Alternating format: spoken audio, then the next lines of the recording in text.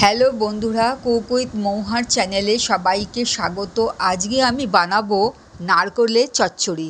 পুরনো দিনে হারিয়ে যাওয়া রান্না, যা তোমাদের কাছে শেয়ার করতে চলেছি। তাহলে চলো শুরু করি। নতুন বন্ধুরা আমার চ্যানেলটিকে সাবস্ক্রাইব করার জন্য অনুরোধ রইল। কড়াইতে 2 চামচ সর্ষের তেল দিয়ে 1 চামচ পাঁচফোড়ন আর 2টো কাঁচা লঙ্কা দিয়ে একটু নেড়ে ডুমো করে কেটে রাখা আলু দিলাম, দিয়ে একটু ভেজে নিচ্ছি।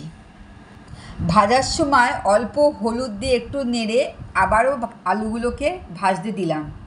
আলুগুলো ভালোভাবে লাল করে ভেজে নিয়েছি। এবার 1 কাপের মতন জল দিয়ে ভালো করে নেড়ে ওপর থেকে নারকেলের কোড়া দিয়ে ভালো করে মিশিয়ে নিলাম।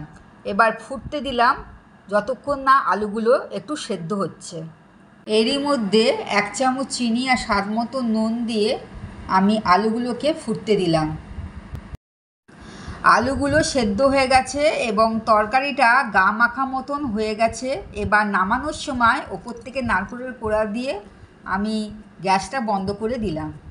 কম উপকরণ দিয়ে এই রান্নাটা তাড়াতাড়ি হয়ে যায় আর ভাত, রুটি, পরোটার সাথে খেতে অসাধারণ লাগে। আমার এই রান্নাটা যদি তোমাদের ভালো লাগে তাহলে লাইক, শেয়ার, সাবস্ক্রাইব করতে ভুলো না।